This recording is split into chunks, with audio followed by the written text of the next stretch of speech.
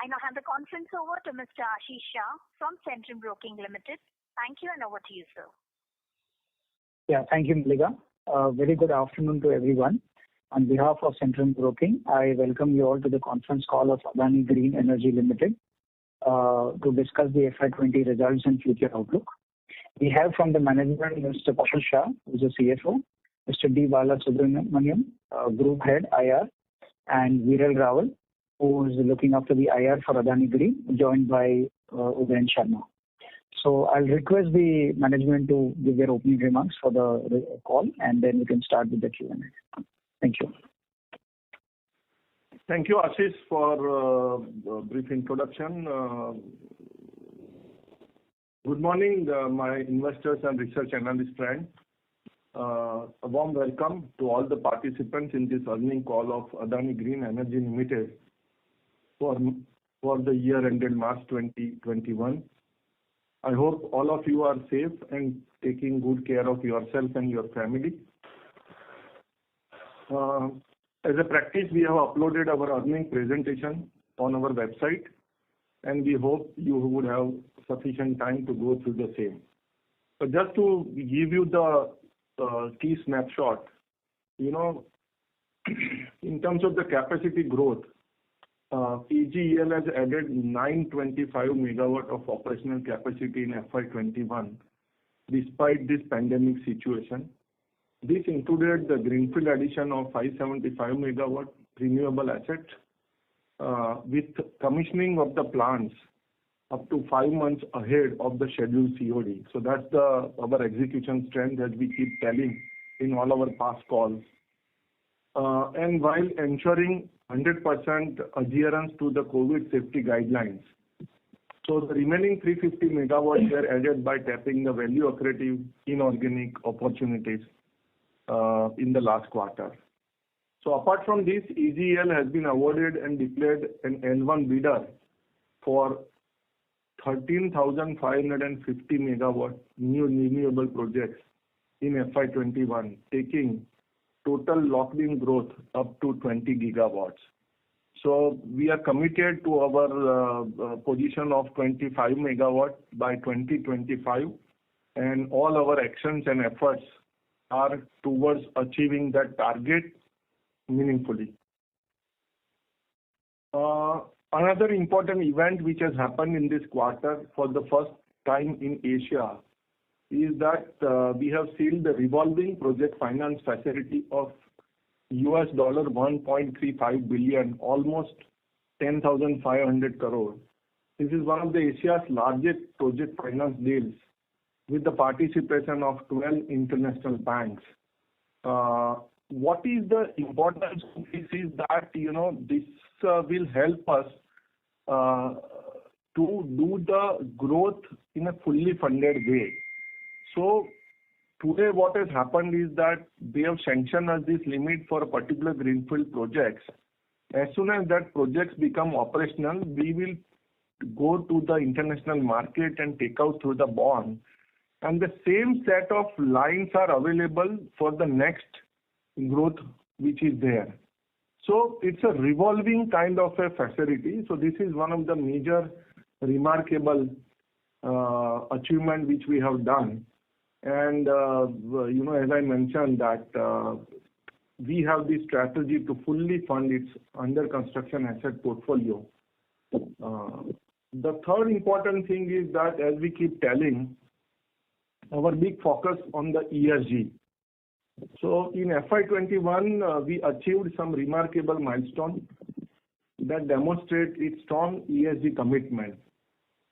We recorded 0 lost time and recordable injury in FY21. So this is a big achievement for us.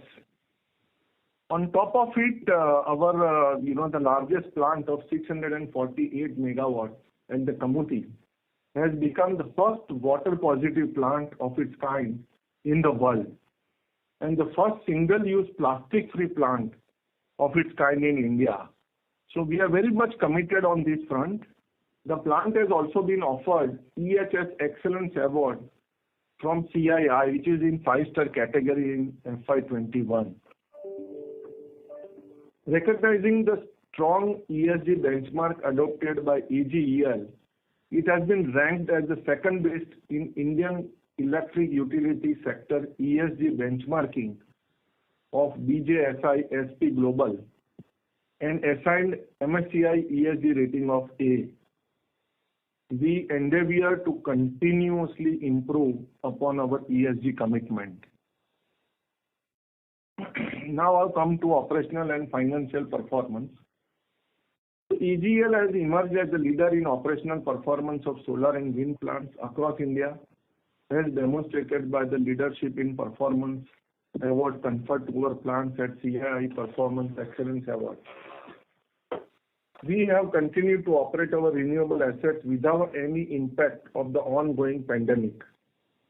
Coming to the operational performance, the solar portfolio plant availability improved by 60 bips year-on-year at 99.5% in FY21, and wind portfolio plant availability improved by 540 bips year-on-year at 95.1% in FY21. Solar CUF remained consistent in FY21 with improvement of 60 bips year-on-year, and wind CUF remained consistent in FY21 with improvement of 540 bips year-on-year. So here, this performance could have been much better, but the plant which we have acquired from the SL has a CUF of only 17%. Post our acquisition, we have already reached to 20%, and again we have a target to take it above 25%. So we are already working on that. Within a span of 4 to 5 months, we have improved that. So overall, compared to last year, if you remove this exceptional item, there is a substantial improvement in the CUF as well, and you will see this, really coming up in the next financial year. Again, sale of energy is up by 25% on year-on-year basis to 5482 million units on the back of capacity addition of 25 megawatt. On the financial number, the total income is up by 51% on year-on-year basis at 1082 crore in Q4 FY21 and up by 34% on year-on basis to 3520 crores in FY21. EBITDA is up by 33% to 715 crores on year-on-year basis, and in Q4 FY21 up by 41% year-on-year basis at 2632 crores in FY21. Revenue from the power supply is up by 15% year-on-year basis to 690 crores, and which is up by 17% on year-on basis at 2419 crore in FY21, backed by the added capacity and the strong solar and wind CUF. EBITDA from the power supply is up by 15% on year-on-year basis to 626 crores in Q4 FY21 and up by 19% on year-on-year basis at 2207 crore in FY21.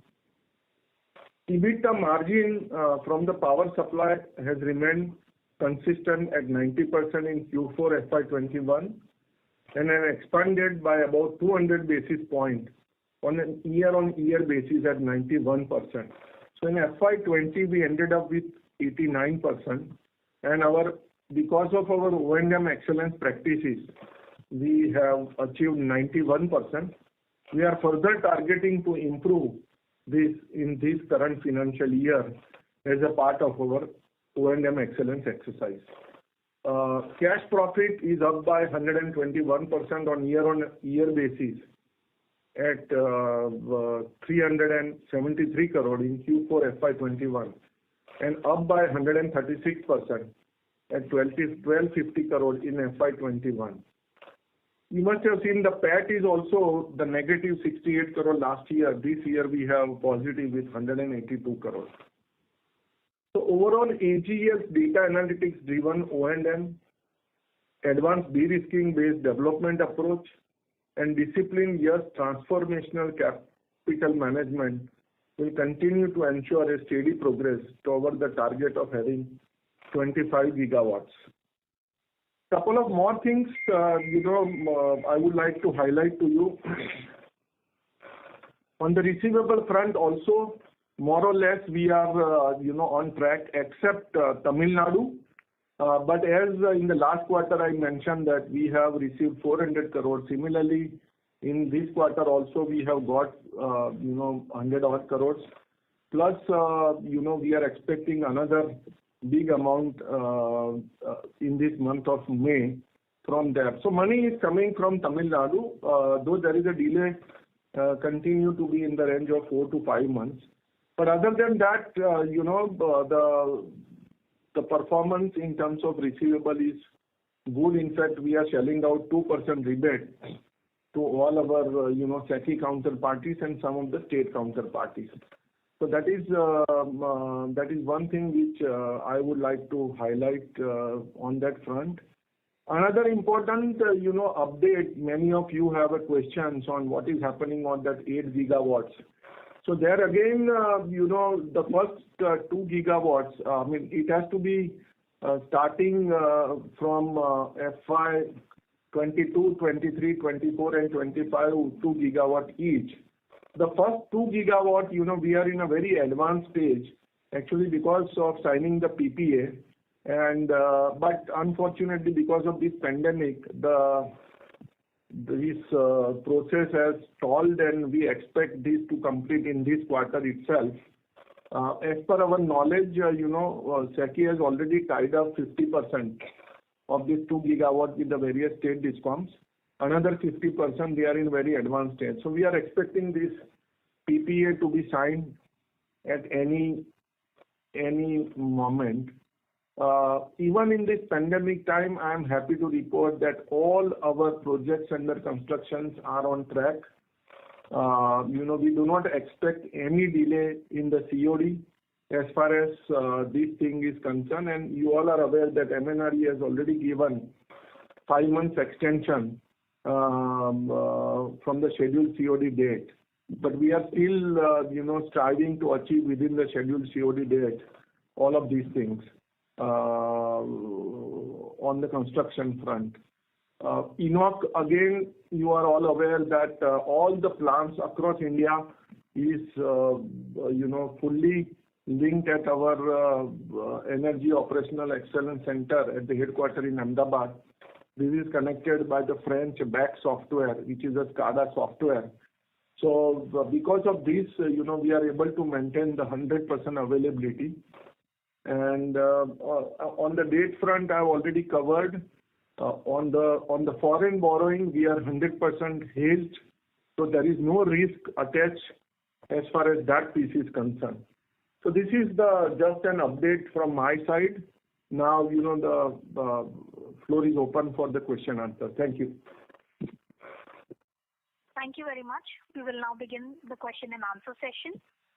Anyone who wishes to ask a question may press star and 1 on the touchtone telephone. If you wish to remove yourself from the question queue, you may press star and 2. Participants are requested to use handsets while asking a question.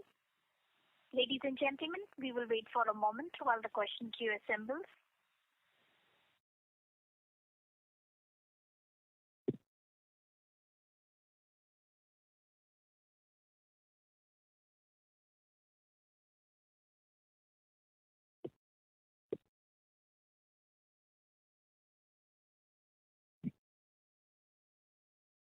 The first question is from the line of Aniket Mittal from Motilal Oswal.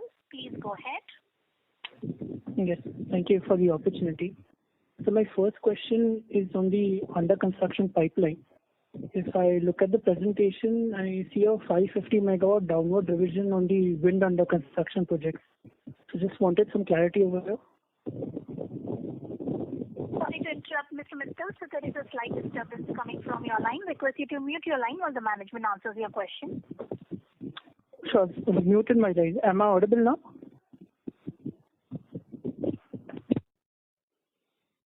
Yes, sir. Now there is. Yeah. Okay. So my first question is actually on the under construction pipeline. If I look at the presentation, I see a 550 megawatt downward revision on the wind under construction project. I just wanted some clarity on that. Yeah, so we had a SECI 3 and SECI 4 projects which was there with us, and that projects we have there are certain issues related to that projects, and we have requested under the force majeure that projects to be taken up. So because of that, there is a downward revision to that extent. As and when the decision comes, then we will decide on this, but further movement on this. Okay. Have you done any sort of capex related to those projects? No, we have not done any capex related to those projects.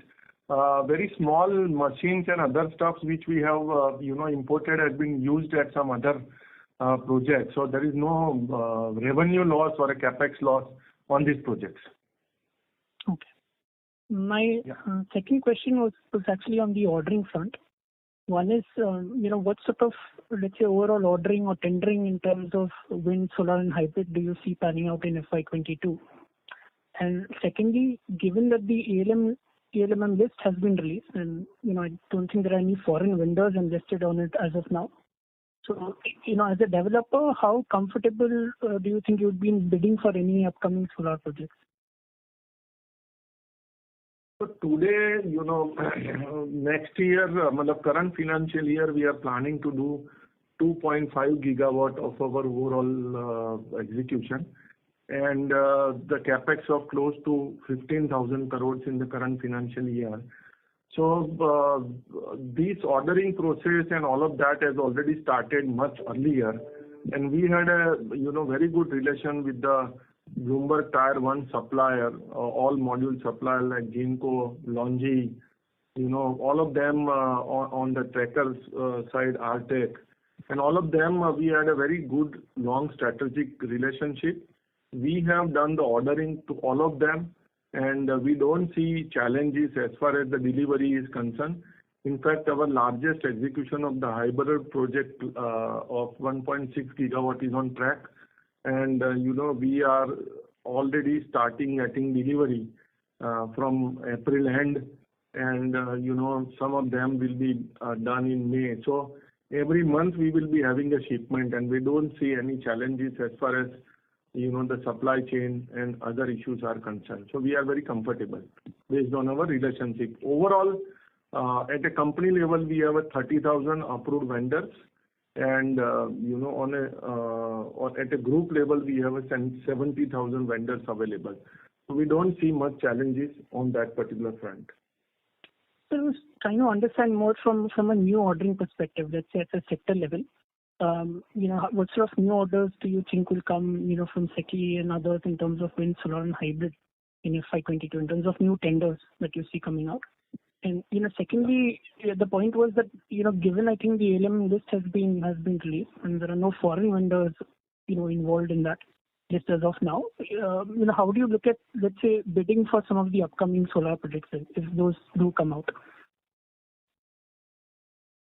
So the first question, let me address that first.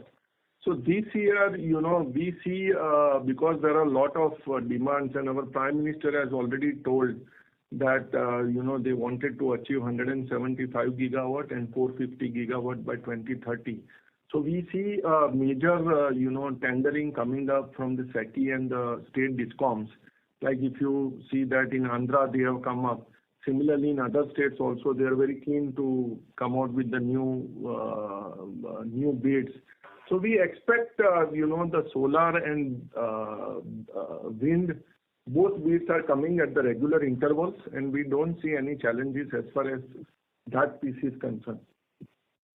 Your second question I couldn't get yet. Can you come back again? Yeah. So the second part was on the ALMM list that's been released.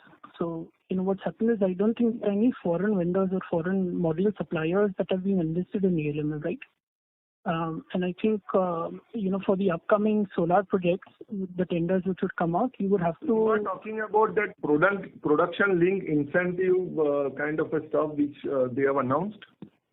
No, sir, I'm talking about the approved list of module manufacturers. I think there was a solar module manufacturer list that they had come out.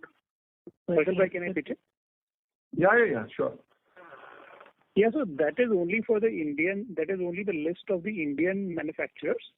Of course, we are importing and everybody is importing, so that import-related list is not released. That is only pertaining to the Indian manufacturers as of now. Right. So that's the point. Given the fact that I don't think there are any, foreign vendors that are yet out or part of that ALMM list. In terms of list is not yet out because you can't assume that all the foreign vendors are eliminated by giving a list which includes only Indian vendors. Correct. So there are procurements going on today. So all the foreign vendors are not eliminated. So that list should be coming out. Okay. Sure. And just maybe one last question on the execution front itself. I think you said that, from a timeline perspective, you do not see any challenges. But there have been quite a few media articles that have been highlighting that a lot of these module suppliers have been either going back on their contracts or asking for a price hike. So I just wanted your views on that. Is there any sort of price escalation that we are witnessing on the solar front? So as Kaushal mentioned, go ahead. Go ahead, Viral. No problem.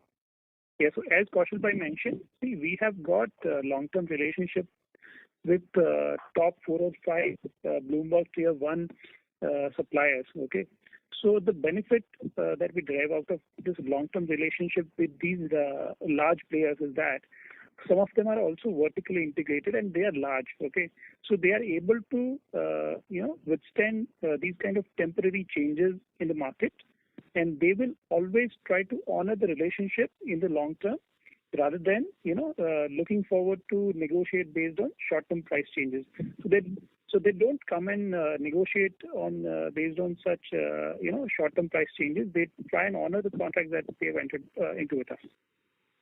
Okay, so we're not seeing any escalation. What we have done is that we have opened the letter of credit much ahead of their the production start date. So we didn't see any challenges, and as I mentioned, we have very good strategic relationship with all this, with the volume which we are giving it to them.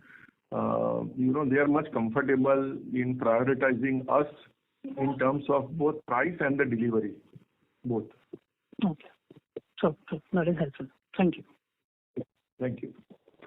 Thank you. The next question is from the line of Puneet from HSBC. Please go ahead. Yeah. Thank you so much. My first question relates to the solar plus manufacturing capacity, where you said that the government was on the verge of signing a 2 gigawatt PPA, and 50% of it has already been tied up with state discoms.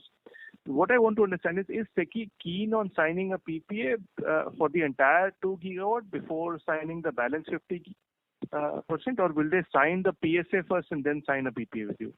How do you foresee normally that is the process. Normally that is the process which is being followed. Yeah. That they first sign the PSA and then they will follow. So, but we are very unfortunately, this second wave of pandemic has delayed the entire process. Otherwise, we were targeting to complete it by March, as we communicated last time also. But we are very hopeful that this should be done, in this month or maybe mid of next month. But we are very positive on this front. Okay. My second question is, you have a 2.5 gigawatt commissioning plan for FY22, right? Is that still looking achievable in the current COVID circumstance? No, absolutely. See, first and foremost is that 1.6 gigawatt, which is the hybrid projects which we are executing. Yeah. That project is absolutely bang on track. Apart from this, there is a SECI 6 and SECI 7 and 5.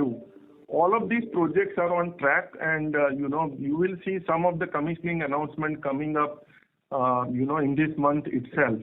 So, there will be a capacity addition. We have procured the material also required. The team at the site is also very energetic. Some of them, we have done the quarantine at the site. We have taken all the possible, and the required step at the site, for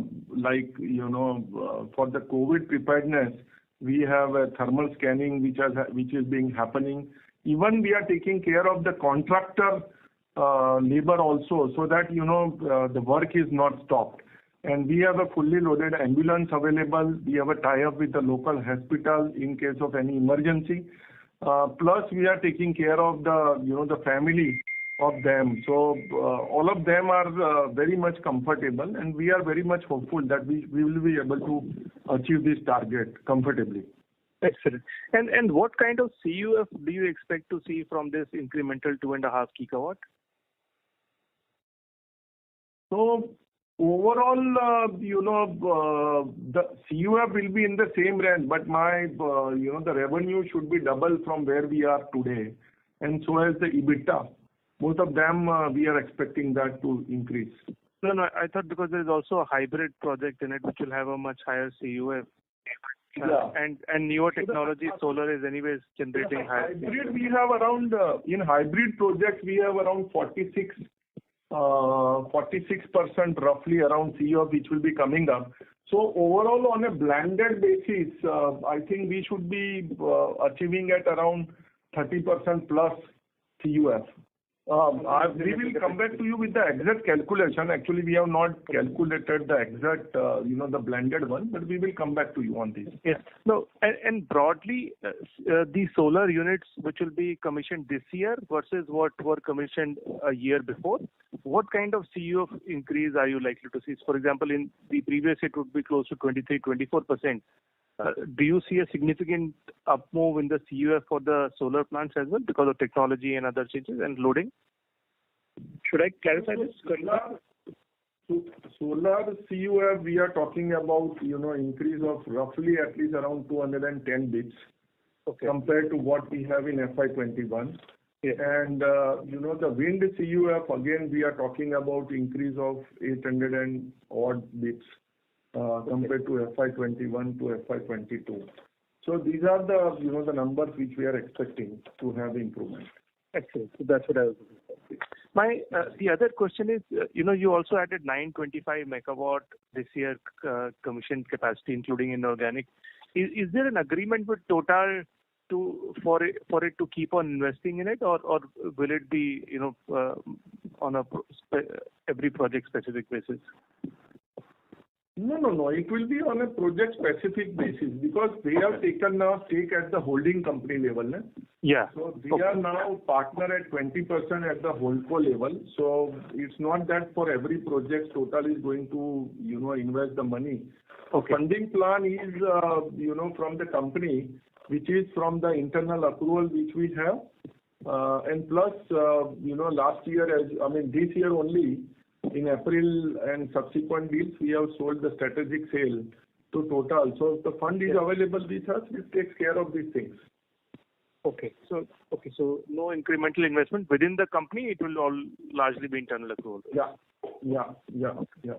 And on the O&M side, what kind of O&M cost per megawatt are you now witnessing? It depends on, the size of the plants and other stuff. But on an average, you can consider around 4 lakh per megawatt. Okay. And Enoch would have contributed what kind of savings? So at least I can say that, Enoch has bring mainly increase in the revenue plus the saving overall. So you can say that around 25% will be the contributory of Enoch. Okay. Because we do preventive maintenance and there is no, the stoppage of any module or other stuff, and that's why we are able to achieve 100% availability in all these things. So, and these performance is that in spite, you might be aware that the wind, which was normally 8 meters per second was lower this time, which was 6 in last 20-year history. So, we are trying to achieve that this performance would have been much better compared to, these things once, we had that, the wind available. So, we don't expect this. This is one of the events which has happened. We are closely monitoring all of these things moving forward as well. So we see that performance improve, and that's why I was just telling that, last year we achieved 200 dips higher percentage EBITDA from 89 to 91. And this year also we are targeting to at least add 150 to 200 dips in EBITDA by, O&M excellence practices. Which is the highest in the, entire gamut of companies and who are in this sector. Yeah. Okay. That's it. My last question is on the SL acquisition. So you talked about a 17% CUF going up to 20, and the idea is to take up 25. How are you doing that? Are you adding more DC capacity also into it? Yeah, we are adding some DC capacity also. Some, we are taking some repowering action also on that particular front. Plus, what was happening was that the O&M maintenance was given to the third party currently. As an Adani, we have all O&M at all the sites. We ourselves are doing it. So that we have taken it up from the 1st of April. Okay. And so we see that the base of their practices which will be coming up to us. Okay. Okay. Excellent. That's very good. Thank you so much. All the best. Yeah. Thank you. Thank you.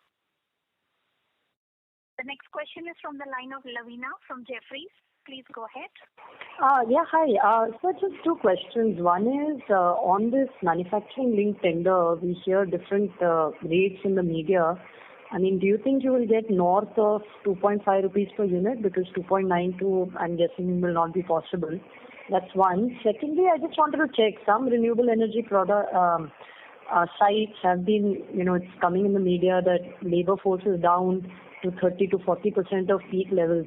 So I know you all are handling it much better, but at least on certain sites, are you seeing this happening or not really? Thanks. No, not really. Lavina, let me just your second question first. So as I was just mentioning to you that, on our hybrid projects, we are very much focused in Rajasthan. We have created dedicated center in Jaisalmer, which is 50 kilometers away from Rajasthan, to take care of our, the employees. And this is not our own employees. Take the labor force of our EPC contractor or, the workers whosoever are there. So they are very, excited about the overall care being taken by us. So we don't see much challenges. The learning has come from the last year March. Last year March and April, we had this issue whereby, the major downturn has happened. But this time we have understood, and in some cases we have incentivized them little extra also, so that, they can continue to work at the site. So that is the first answer. And the second one, on the rate front, we are definitely positive about north of 2.5. In fact, I'm not able to disclose it right now, but it will be a good rate which will be coming up to us. Okay. Thank you. Thank you. Thank you. The next question is from the line of Mohit Kumar from DAM Capital. Please go ahead. Good afternoon, sir. Good afternoon. The first question is, how much is EBITDA expected from the operational 3.5 gigawatts? And what is the date getting capitalized on the books? That's the first question. So date total all as of now for the under construction project is roughly around 2,400 crores. Hello. The balance 16,000 crore is getting capitalized. Am I right? Yeah. Yes. And what is the EBITDA expect from this 3.5 gigawatt on a recurring basis? On a recurring basis, 1 minute. I will just will have to look at it because some of the plant has become recently operational.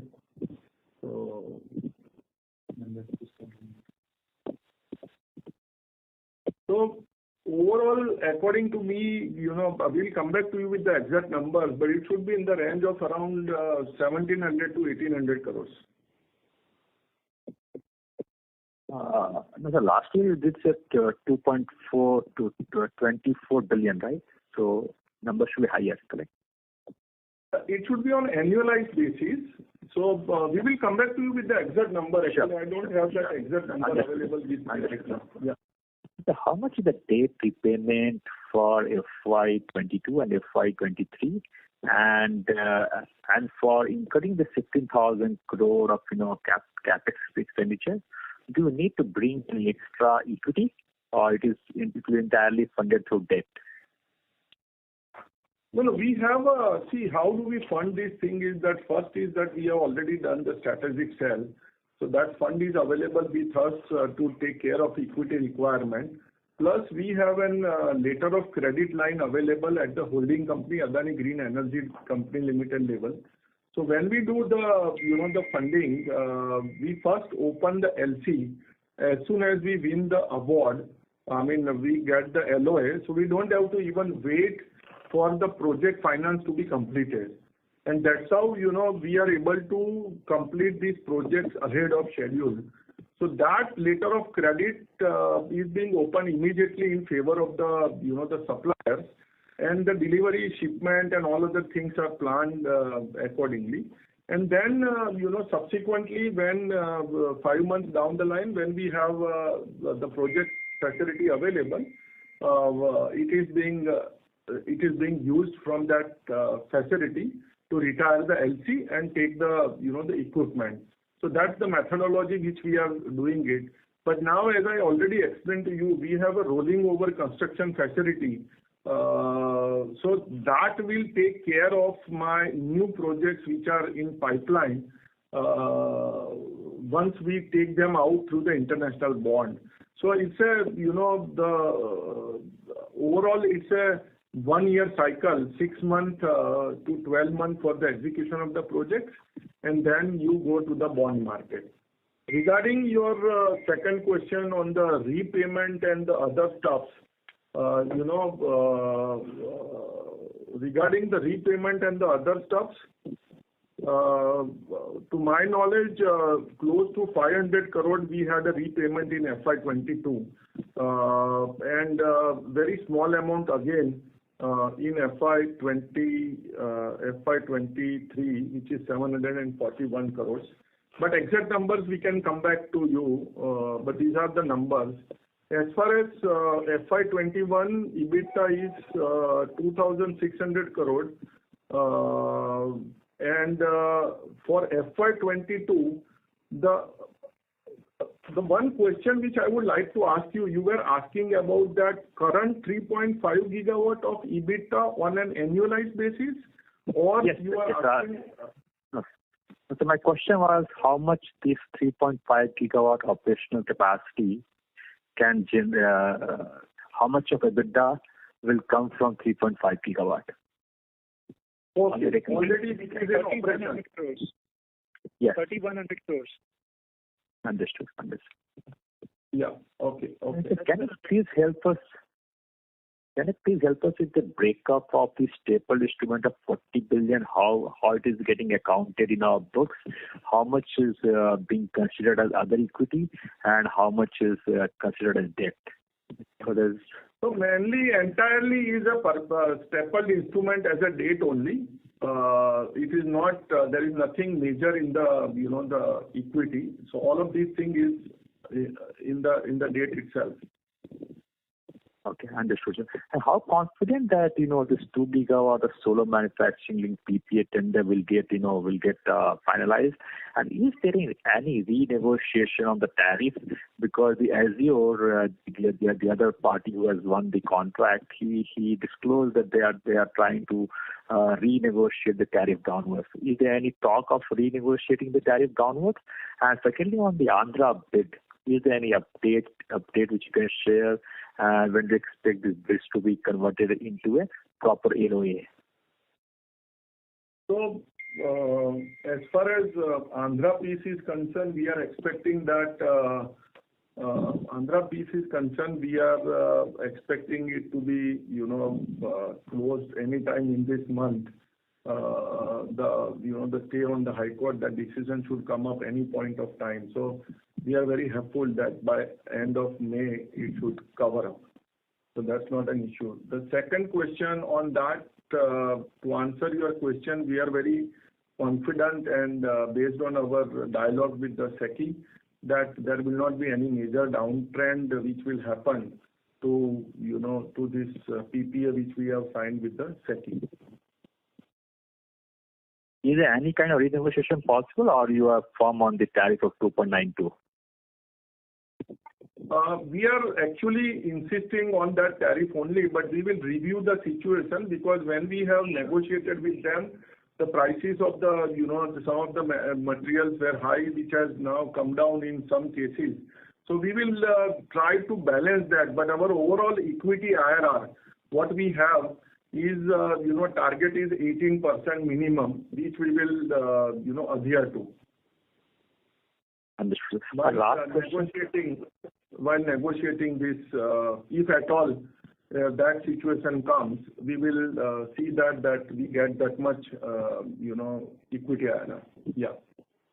My last question, sir, what is your commissioning time in megawatt we expect in FY22 and FY23 and FY22, based on the portfolio projects you have right now, where the LOA and PPAs are signed?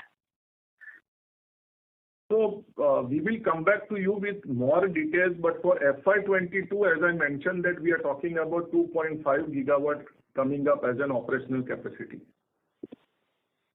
Understood, sir. Thank you, sir. Thank you. And best of luck. Thank you. I think on the EBITDA front, you are clear now. Yes, sir. Sorry, I have not understood your question correctly, but thanks, Viral, you have clarified. Yeah. Thank you. The next question is from the line of Dhruvam from HDFC Mutual Fund. Please go ahead. Yes, sir. Thank you so much. So just a few follow-ups from the earlier questions. Sir, like the EBITDA number, is it also possible to share what is the gross block invested in the the commission projects, including the acquisitions? This is the number that you used to share earlier on an annual basis. This helps us in terms of getting the gross block. We have actually updated that table. What we are instead sharing is the capital employed. Okay, so the capital employed is now 178 billion rupees. That's the total capital employed for operational assets. 17,800. 178 billion, okay, 17,800 crores. This is the capital employed. So the debt repayment which has happened will be netted off from this. Okay. Debt repayment which has happened? Yes, it's already. The depreciation is now out of it. Okay, this is not the gross block gross block number that you used to share earlier. This is not the same number. Yeah, so we have changed that practice to sharing capital employed so that you can work out the EBITDA return on capital employed. Okay, instead of on the gross block. Mm-hmm. Got it. And this includes the acquisitions also? This includes the acquisitions also. Got it. Okay. And in the PPT that you have, the gross debt number that you have shared in the PPT, which is about 18,000 crores, that does not include the debt from Total. I believe that's a debenture. Does it include that amount? No, it doesn't include that amount. It doesn't include Total. Okay, so that will be separate. That yes. Amount is separate. Got it. Correct. And one thing was, if I look at the target that you have said about 2.5 gigawatt. Now, if I remember what was the last number of the under execution projects, would it be fair to say that for the PPA projects that we have, for the projects that we have already secured the PPA, 2.5 after this 2.5, there will be no projects which are left. So the solar manufacturing project will become critical for the next year of execution. So for any execution in the next year, the solar manufacturing tender or other tenders that you win probably will become critical. Because within FY22, we'll be executing the remaining 2.3 gigawatts that we have in our under implementation portfolio.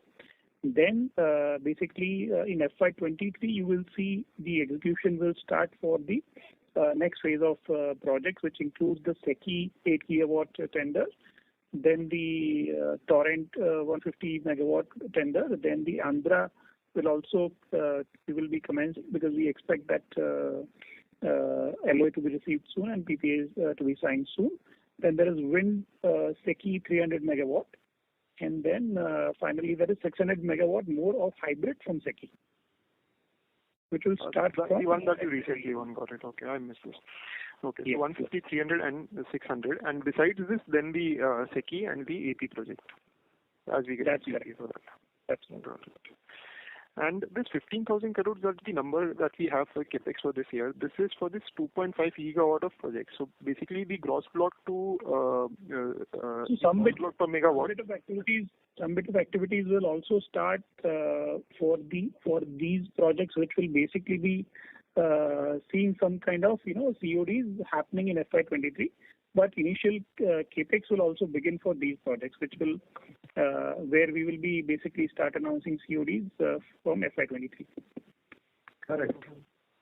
Because otherwise, this number 15,000 on 2.5 or 2.3 gigawatt looks to be around 6 crores. No. You should not do it, because for what some of the projects which is under construction, the capex has also happened in the last financial year, FY21, and plus there will be some new capex in this to complete that. And similarly, the new projects which we have won, like Torrent, Andhra, and all of that, we will also start.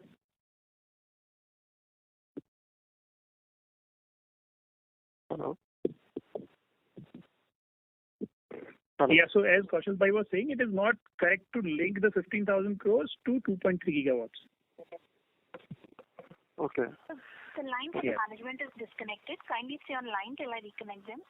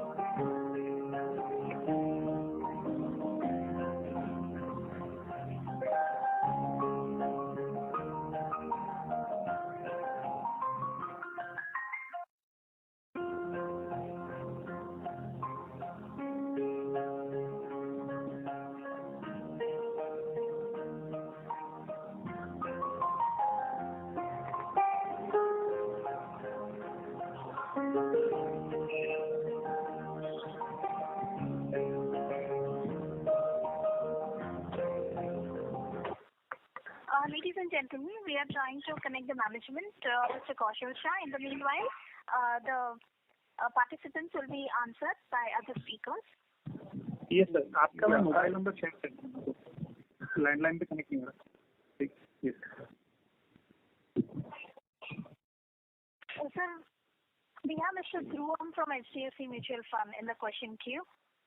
Yeah, a very quick question only. So basically, what I was trying to understand is 15,000 is not comparable to the 2.5 gigawatt. This 15,000 would include some capex which are for the next year projects. That's correct. मतलब वो क्या होता है?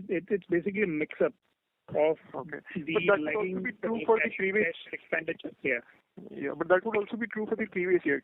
For the 2.5, you might have done some capex. That is correct. That is correct. That's correct. Okay, probably then I'll take this later. Just one last thing is so, for example, you said that the capex this year is about 15,000 crores, assuming that 25% is your typical equity contribution. The number for equity contribution comes to about 3,700 crores, or about 4,000 odd number.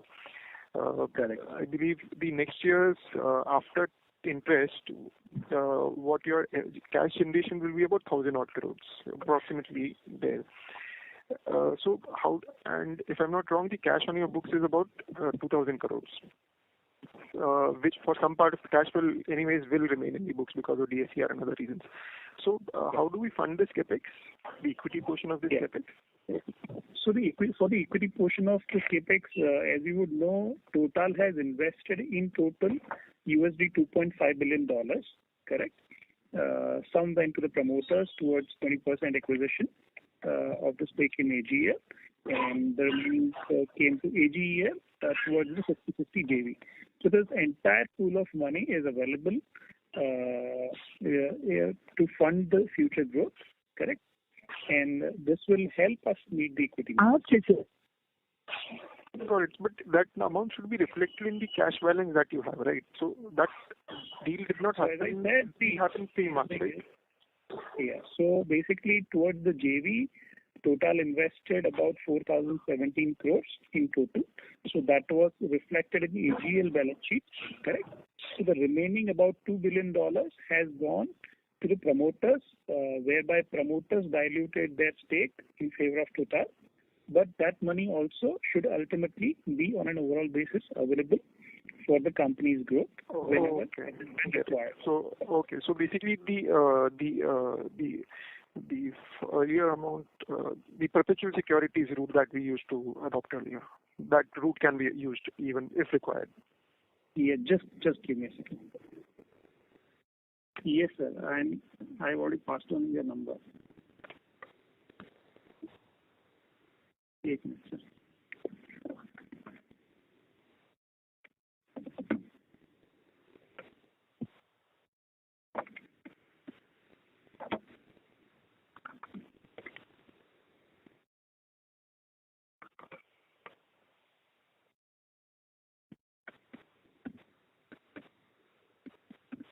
Mr. Dhruvam, your question is answered, sir?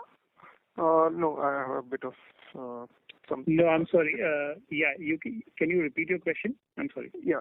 So I was saying the remaining equity can be, if required, the cash which is required can come through the perpetual equity route that we earlier had used to get funds. It can come in any form. Yeah. Okay. Got it. And just one last bit is, we are seeing that some of these costs are increasing, except for the module cost. Probably the other costs like steel and others have also increased significantly. So the what we call the EPC cost seems to be increasing. So does it impact you in some sense, or how are we trying to hedge that portion? So see, hello. Okay, Viral, go ahead. Yeah. So first of all, Kaushal Bhai is also now connected. Now on the steel side, yes, the steel prices have also gone up, but they have kind of gone up a bit more than expected, and we would expect them to again correct, and we are already, I think, seeing some bit of correction. So that should again be a temporary phenomena.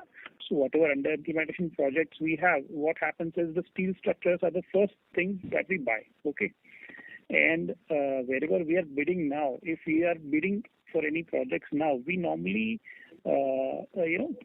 calculate the necessary escalations for the new projects, I understand. For the existing, I was referring to. Sorry, I was referring to the existing ones. For existing and for future projects, whenever we bid for projects, some bit of escalations we do build in because steel prices always keep on fluctuating.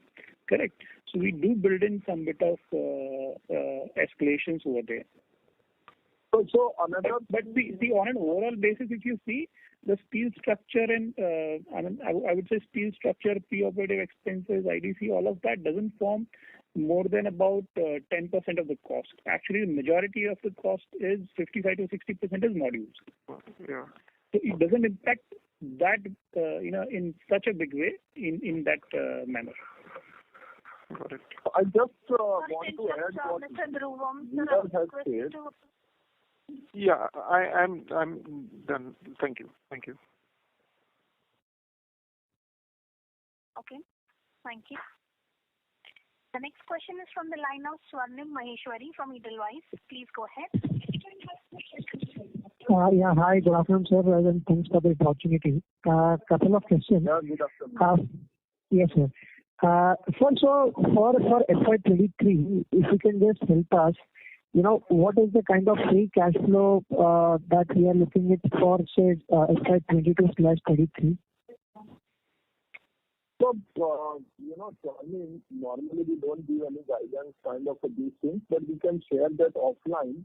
As I mentioned that for FY22, we have a capex plan of 2.5 gigawatt, 15,000 crores.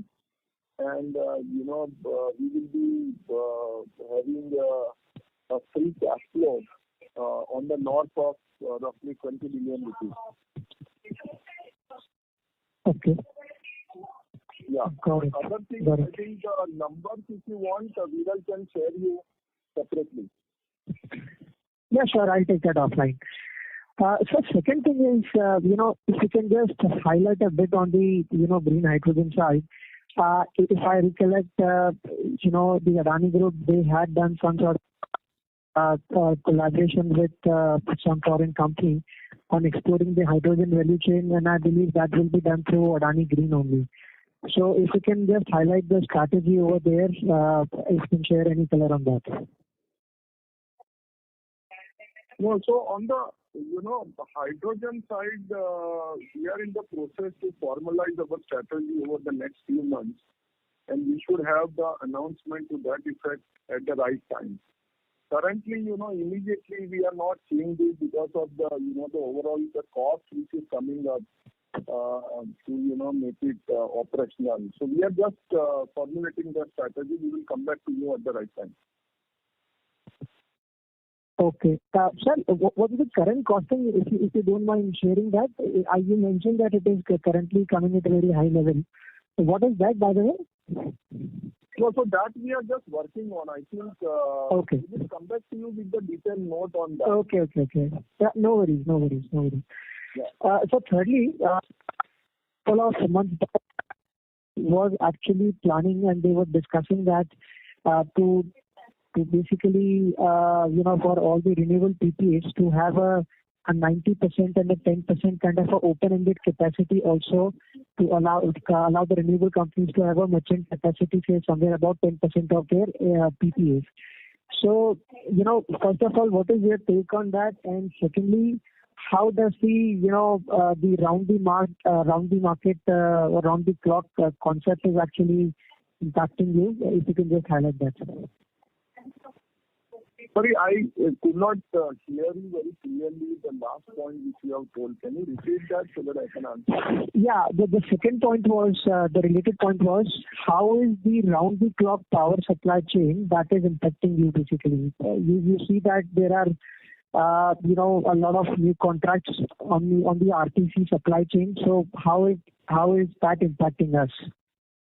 So in fact, that will not impact. In fact, in our one of our strategy also, we have a RTC tender which we'll be working on. So it's a combination of all the things, the thermal, wind and hydro, and we will have adequate resources available to participate into that particular, the RTC tender. So we don't see any challenges as far as that piece is concerned. In fact, it will help us to, generate the more revenue in that sense and the EBITDA from this process. But sir, I believe that. You can add that. Sorry, but just coming back to that, I believe of course the availability is very high side, and if I have to look at the conversion ratio, so you guys are already touching perhaps the maximum possible utilization. So is there a chance of going higher than that also? In terms of QF and for the RTC part, the extra that you mentioned, right? No, RTC part definitely. All the three places where the solar we can use it, and if we are talking about wind and then plus the coal. So we can use the peak of each segment, and accordingly, we are expecting it to go much higher accordingly. Okay. Yeah. So, and on the first question about about that metal capacity of 10%, we were discussing it briefly. They have still not come out with the final guidance. As of now, we don't see these things coming up. Whatever dialogues we have currently, we are seeing the 100% PP only. So and currently also our strategy is to make sure that everything is the long-term contract tied up. Moving forward, we will see that how and when it will come up. Okay. Mr. Maheshwari, sir, I would request you to rejoin the queue for follow-up questions. No, I'm done. Thank you. Thank you. The next question is from the line of Abhinav Bhandari from Nippon India Mutual Fund. Please go ahead. Thanks for the opportunity and congratulations to the team for a commendable job in a very challenging year. Sir, I just needed rather three clarifications. One is on this acquisition of Sky Power and Sterling Wilson assets. What's the timeline for consolidation? Would they start reflecting in FY22, and have we done the payout for these assets? Yeah. We in fact closed this entire transaction in the March. The shares were also transferred, and this is part of our 31st March accounts. So this has already been done by us, and the full revenue and everything is done. Consideration is also paid to them. Got it. So second question is basically on the DC loading side. So for this 8 gigawatt tender and the AP 4.5 gigawatt, what kind of loading should we build in our estimates? That numbers we will come back to you separately. I don't have, but we will come back to you with the numbers. Okay. And just one final question on the manufacturing part of this 8 gigawatt tender, sir. So just to get a clarity, would this be in Adani Enterprise or in this company itself, the manufacturing part of the tender? No, it will be linked that, but it will be part of Adani Enterprise. Okay. Got it. That's all, sir. Thank you so much and best wishes. Yeah. Thank you. The next question is from the line of Mohit Kumar from DAM. So thank you. What we can do is that, we can end this call and then, whenever if anybody has any further questions, they can send us by mail. Yeah. Hello. Yeah. So, Kaushal bhai, should we take this last question? Which is whatever, Vidal, you tell me that, no problem. Yeah, take this last question and then. Yeah, please go ahead. Okay, sir. Thank you. The last question is from the line of Mohit Kumar from DAM Capital. Please go ahead. So two questions, sir.